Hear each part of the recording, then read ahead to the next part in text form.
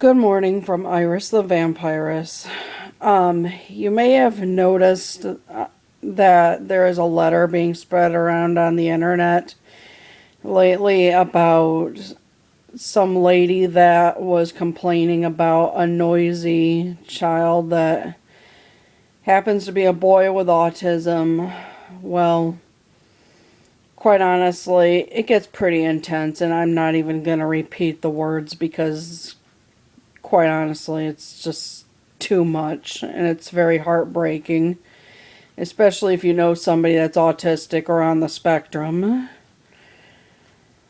Um, Quite honestly, it came down to where she was telling the mother in a letter that why don't you take the boy to the park where he can make all the noise in the world and that he doesn't belong in the neighborhood. Well, excuse me, princess. I don't recall this woman ever being the one to decide who gets to stay in the neighborhood or not. So I don't know where she thinks that she gets to be the authority figure. There are people with autism, Asperger's syndrome, and all sorts of disabilities. There's at least one in every neighborhood. You may not realize it, but there are. I'm Quite honestly, I feel sad for this boy and his mom for having to put up with this. So even if this woman doesn't apologize, let me be the first to apologize on their behalf, because no kid or any disabled individual should ever have to put up with that kind of bullying. That's just wrong on so many levels, and it's hateful speech. People need to really learn the difference between hate speech and free speech, because quite honestly, one is acceptable to a certain degree and one is just straight out wrong, which hurts people. You may have seen a few of my other videos, but quite honestly, I've got Asperger's syndrome, but Asperger's syndrome is a high-functioning autistic spectrum disorder, and it's a developmental disorder, which is like a chemical imbalance of the brain, and it also affects communication with other people or makes it hard to maintain or become friends or maintain relationships and a few other areas. But I've got friends and family members that are autistic or have Asperger's syndrome as well, and I treat them like they're just another human being. I don't look at them as alienated or anything, because quite honestly, we're all human. We all bleed the same color. Like it or not, we are all God's children. So really, who is anybody to judge? And quite honestly, even if this woman gets away with it, she's going to have to answer for it someday. Regardless if it's her judgment day or someday she's going to be questioned about it. I just feel that in my heart. But they say that beauty is skin deep, and even if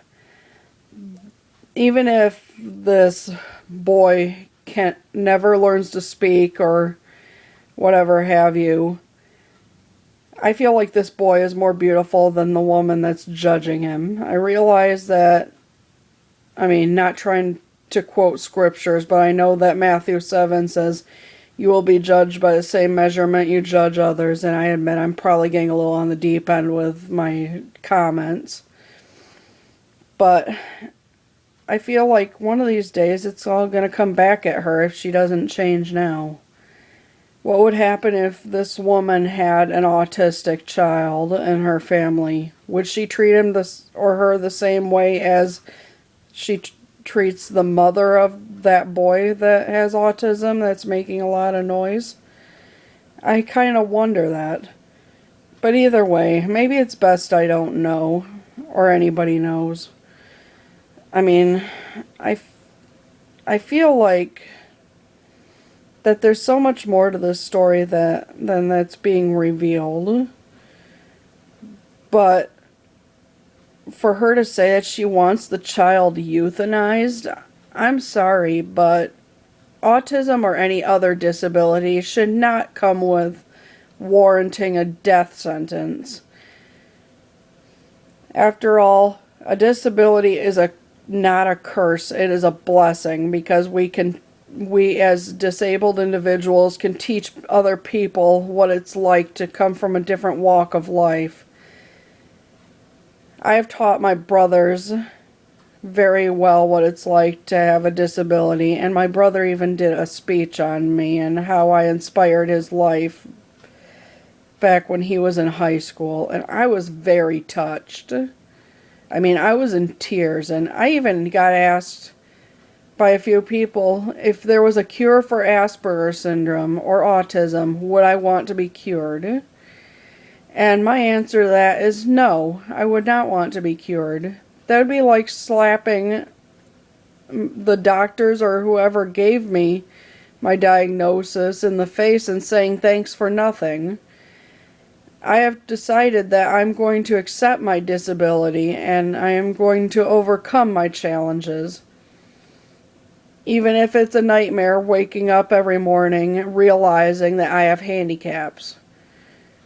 But just the same, it's like I have learned through my childhood that there's two things you can do with stuff like that when you get diagnosed with a disability. You can either A, sit back and feel sorry for yourself and expect a pity party, or you can try to challenge your disability, overcome it, and prove people wrong.